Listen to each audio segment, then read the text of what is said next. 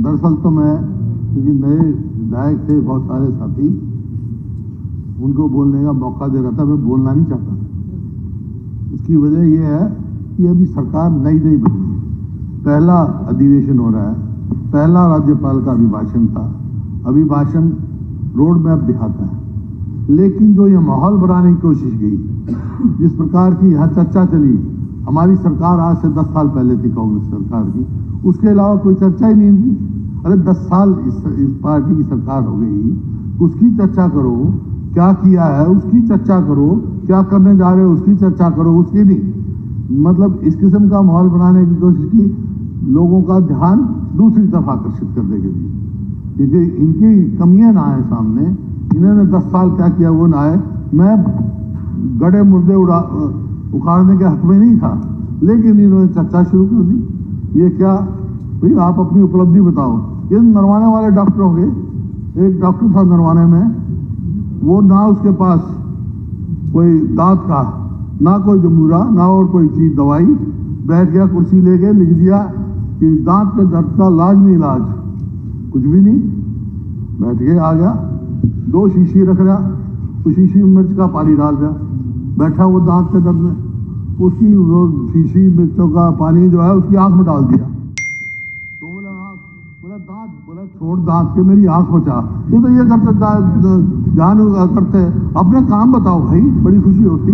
और कोई बात नहीं, कहेंगे क्या जो खड़ा होगा, या तो ये ट्रेनिंग दे रखी है, या ऐसी इन्होंने पाठ पढ़ा रखा है, तो जिसका कोई मतलब नहीं। 10 साल पहले की बात पर कहेगा कि जी उस सरकार खर्ची पर्ची, खर्ची पर्ची। ये एक पुरानी कहावत है, क्या नाम, उल्टा चोर दरोगा को डांटे, उल्टा चोर थानेदार को डांटे। मैं किसी को चोर नहीं बता रहा, मैं कहावत की बात बता रहा हूं।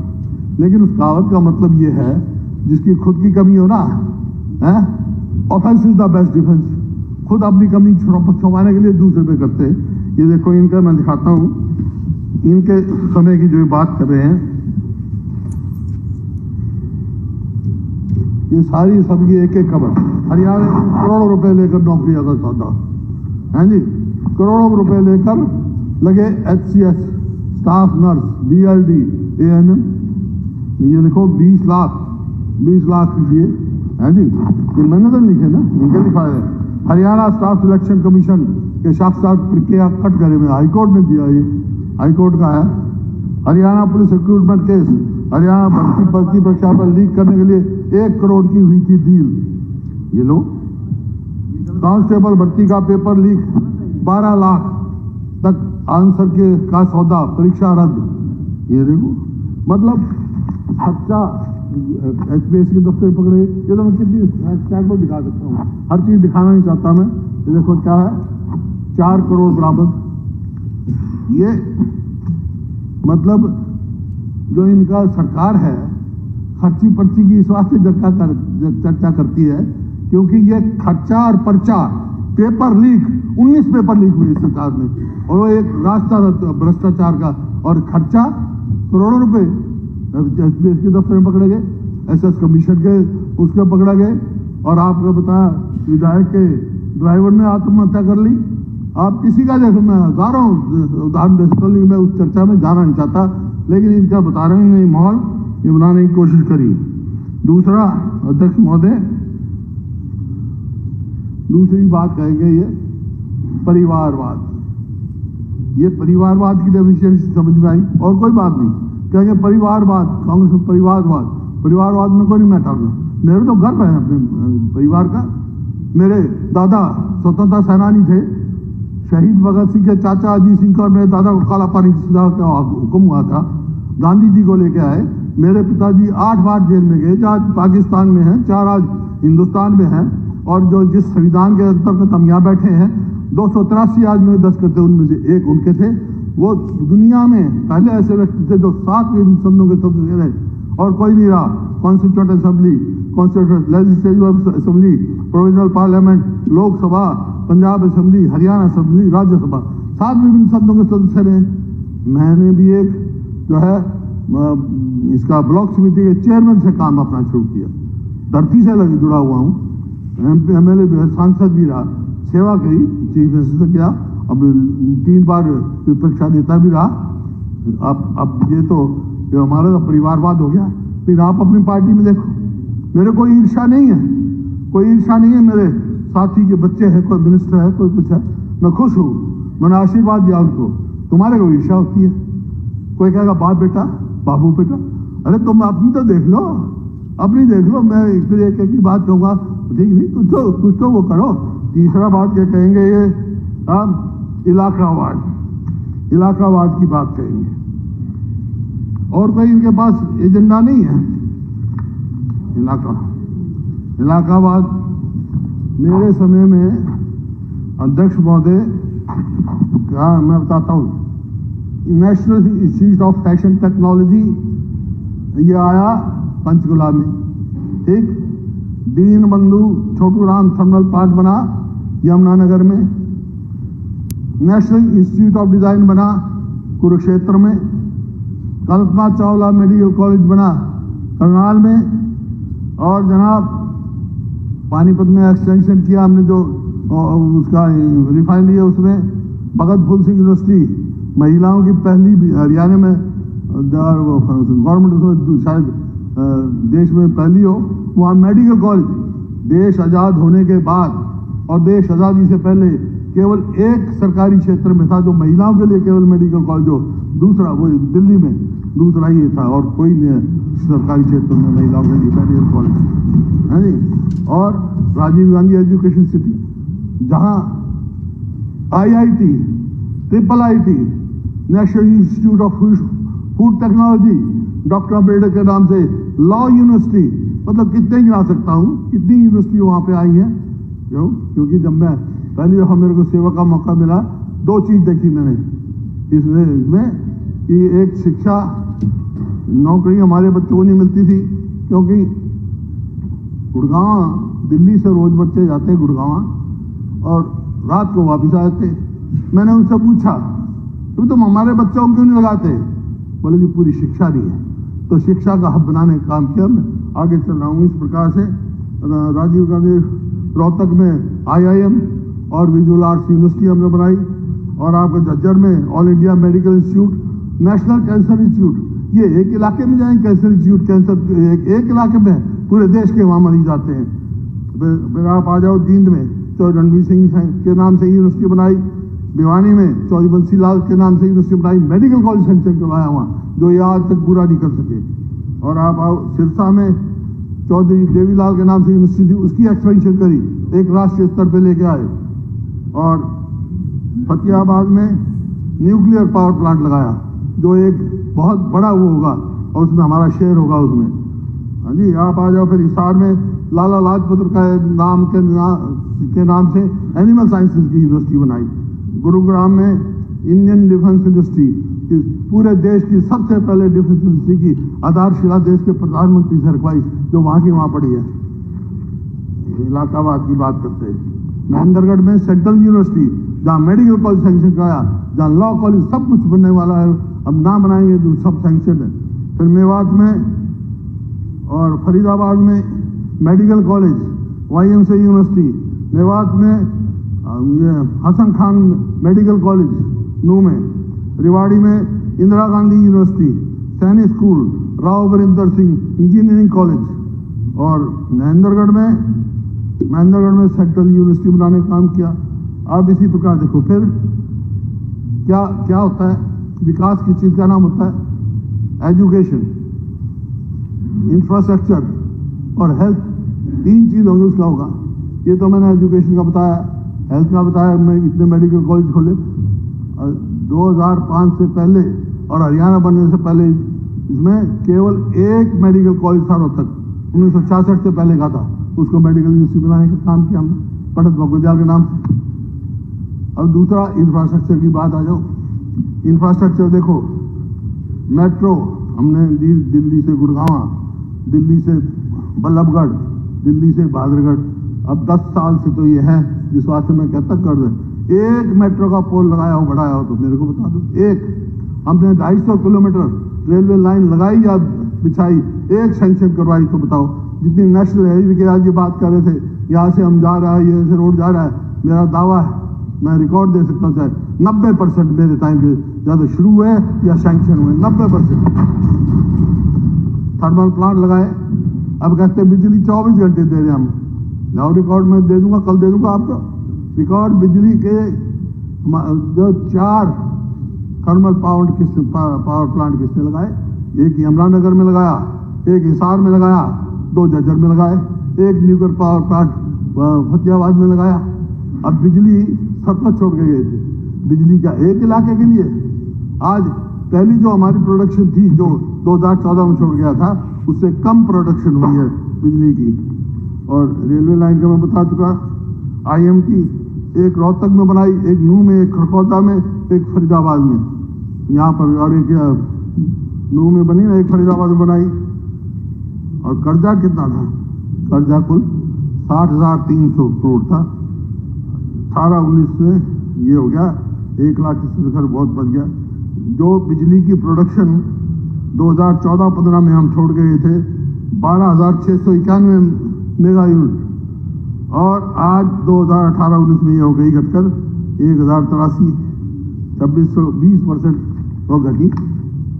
इसी प्रकार से इन बातों की लॉ एंड ऑर्डर की, अरे छोटों में ज्यादा लंबा नहीं करना चाहता। गन्नौर में जो पहली अंतर्राष्ट्रीय हमने जो फ्रूट एंड फ्लावर मार्केट बनाई, इस प्रकार से बहुत सारे काम हैं। रैपिड मेट्रो गुड़गांव में सबसे पहली देश में हमने चलाई रैपिड मेट्रो गुड़गांव में।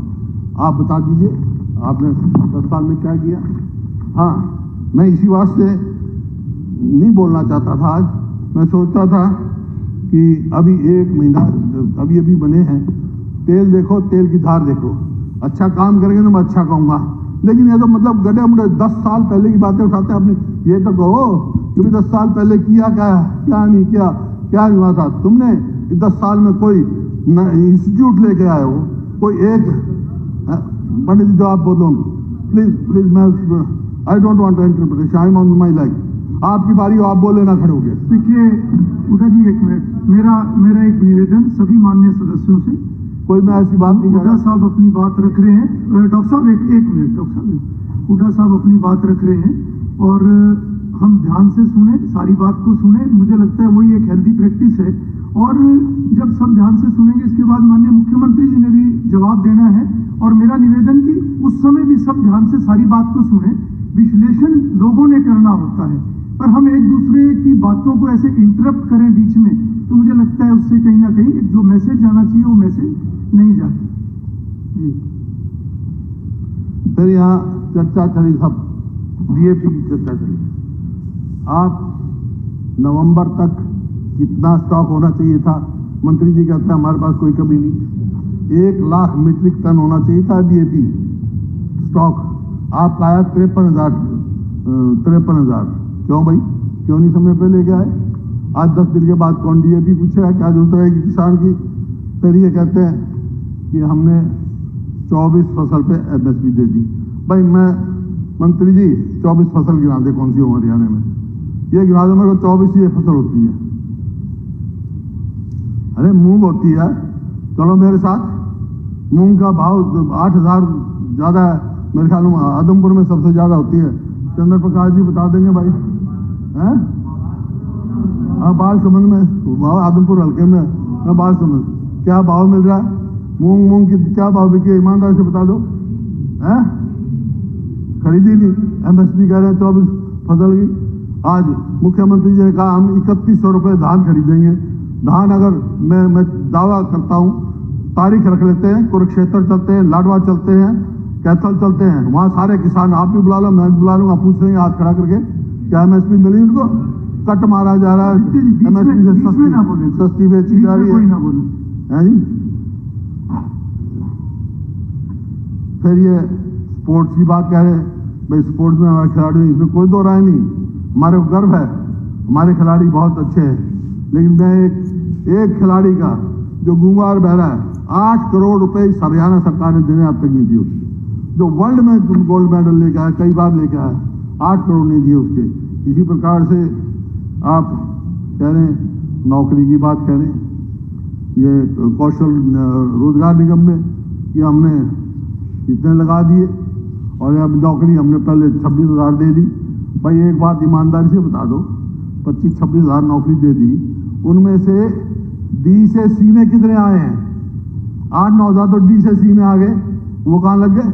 वो डी से सी में आ गए। और क्यों आए डी से सी में? क्योंकि डी में पहले तुमने अनक्वालिफाइड आदमी बेचारों हाईली क्वालिफाइड को, जो सी के लिए क्वालिफाइड था, वो डी में ठोक रखे थे, वो अब सी में आ गए। सही बात बताने का हमने किया, हमारे समय में हुआ, जितने जेबीटी थे, जितनों ने जेबीटी कर रखी थी, एक भी जेबीटी बचा हो तो बताओ। सबको कह दिया जितने जेबीटी पास सारे लगाए इकट्ठे 50,000 टीचर्स की जगह खाली है आपके यहाँ। मतलब ऐसा माहौल हो गया।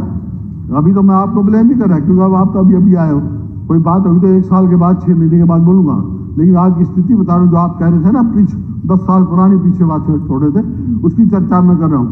अब बोलो, आज ये परिस्थिति है, स्कूल में जाओ तो मास्टर नहीं, अस्पताल में जाओ तो डॉक्टर नहीं। अब गौतम कह रहा था मेरे अस्पताल, वहाँ नहीं, अस्पताल बनवा तो दिए, डॉक्टर नहीं। कोई कह रहा मेरे अस्पताल में डॉक्टर नहीं, स्कूल में मास्टर नहीं, दफ्तर में जाओ तो कर्मचारी नहीं। अब कहते हम नहीं तो नहीं लगा दिए कौशल रोजगार निगम में। अरे उन बच्चों के भविष्य के साथ क्यों खेल रहे हो? पक्के लगाओ। अगर इतनी आपने नौकरियां दे रखी हैं तो 2 लाख नौकरियां सैंक्शन पोस्ट क्यों खाली हैं हरियाणा में? इस बात का जवाब दो, इस बात का आप जवाब दो। फिर कहते हैं भाई हमने एक सवाल आया कि भाई 70% पीपीएल हो गए, 75 लाख 2 साल में हो गए। इसका सोचना तो पड़ेगा ना, गंभीर मामला है। क्यों हो गए भैया? एक बार साथी ने जवाब दिया कि क्योंकि 1 लाख, एक भाई बीच में नहीं बैठे, एक मेरे बाद आप जवाब देना। हुड्डा साहब के बोलने के बाद आप रख लेंगे। तो ये बड़ी प्रॉब्लम है। शॉर्ट में 1,20,000 रुपए पहले गरीबी रेखा का पैमाना था 1,20,000। 1 मिनट, 1 सेकंड में जरूरी है। देखो, ये गरीबों की मदद, उनसे प्यार प्रेम, ये कोई दिखावा नहीं है। इन्होंने हमेशा, कितने स्पीकरों ने गरीबों को कितना ताने मारे। एक सेकंड, कितने आपके 1 सेकंड, गरीबों की सेवा। 1 मिनट मुझे बात तो करने दो डॉक्टर साहब, मैं बात करना चाह रहा हूँ। 1 मिनट हुड्डा साहब, 1 मिनट प्लीज। डॉक्टर साहब केवल एक मिनट में आप अपनी बात, आप केवल 1 मिनट में। मोदी जी ने गरीबों की इतनी योजनाएं बनाई, केवल मैंने 1 मिनट के लिए अलाउ किया। हरियाणा सरकार ने, मैं ये कहना चाहता हूँ कि गरीबों की सेवा दिखावा नहीं है अध्यक्ष जी। एक गरीबों की सेवा वो कर सकता है जिसने गरीबी देखी हो। ये काम मोदी जी और सैनी साहब और हमारे खट्टर साहब ने किया। ये मैं कहना चाहती हूँ, क्या पता है। ठीक है डॉक्टर साहब। अध्यक्ष महोदय, चलो कोई बात नहीं, चलिए कोई बात नहीं। वो डॉक्टर साहब बताया था ना। डॉक्टर साहब प्लीज, अगेन मुख्यमंत्री जी जवाब देंगे बाद में, मुख्यमंत्री जी जवाब देंगे। अध्यक्ष महोदय, प्लीज। तो जवाब मिला जो ये कह रहे हैं वो कल एक छोड़ो प्लीज।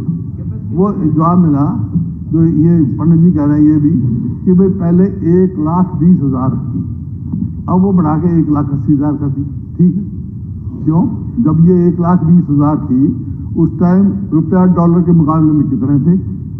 कितना डीजल का भाव था, कितना पेट्रोल का भाव था, ये तो बताओ। इन्फ्लेशन बढ़ रही है, महंगाई बढ़ रही है, तो वे तो नहीं बढ़ाओगे तो नहीं घटाओगे, आगे भी बढ़ने पड़ेंगे। उसके हिसाब से तो 1,20,000 नहीं, 2,40,000 होना चाहिए आज तक 10 साल में। 10 साल में फिर अध्यक्ष महोदय, यहाँ चर्चा चली कि भाई बहुत सारे साथियों ने कहा कि वाटर टेबल हमारा बहुत नीचे चला गया। ये पहली सरकार है, आपको नहीं कह रहा, आप चैनल का पहला है, पहली सरकार है हिंदुस्तान में जिन्होंने नहर खुदी, अटवा दी और दादू बुंदलवी। अरे कंपनसेशन दे रखा है, एक्वायर हो रही जमीन, नहर खुद रही, तुम क्योंकि कंपनसेशन कोर्ट ने बढ़ा दिया तो किसान को पैसा नहीं देना। ये बात इसी प्रकार से इसी प्रकार से ये पहली सरकार है। मेरे पास रिकॉर्ड है उस समय की तत्कालीन सरकार का लेटर, वो अपने केंद्रीय मंत्री गडकरी जी के नाम की जो नेशनल हाईवे बना है, सैंक्शन हुआ था टाइम में, मेरठ से यार ये बिहारी अगर जो चक्रा करते भिवानी रोड अब बनी है, वहां से जाके राजस्थान में जाता है। बीच में बीच में जाना जो जवाब दे चीज ये मतलब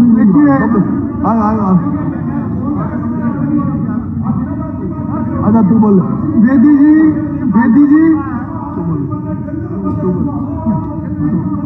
बेदी जी बेदी जी बहुत सारी चीजों की जानकारी सबको है लोगों को भी जानकारी है। रिएक्ट ज्यादा ना करें और इधर भी रिएक्ट ना करें, इधर भी रिएक्ट। मंत्री जी बीच अध्यक्ष जी सारी चीजों की जानकारी सब ठीक है, गलत ठीक है, आपने अपनी बात रख ली पर बहुत ज्यादा नहीं। देखिए ये मुख्यमंत्री जी बोलेंगे फिर इधर से रिएक्शन होगा। ठीक है, आप बैठिए, आप भी बैठिए। इतना रिएक्ट मत कीजिए प्लीज, इतना रिएक्ट मत कीजिए प्लीज बैठिए आप। ठीक है भाई मुख्यमंत्री जी, अगर आप बोलोगे तो हम बोलने देंगे क्या आपको? ये कोई तरीका है? चलिए अध्यक्ष जी मंत्री जी आपने अपनी बात रख ली। आप अध्यक्ष जी आराम से बैठिए, आप भी बैठिए आराम। अध्यक्ष जी आप भी बैठिए। अध्यक्ष जी फिर वही बात हो जाएगी। अभी आप रिएक्ट, अभी इधर रिएक्ट कर रहे हैं, फिर इधर कर रहे हैं, फिर इधर करेंगे।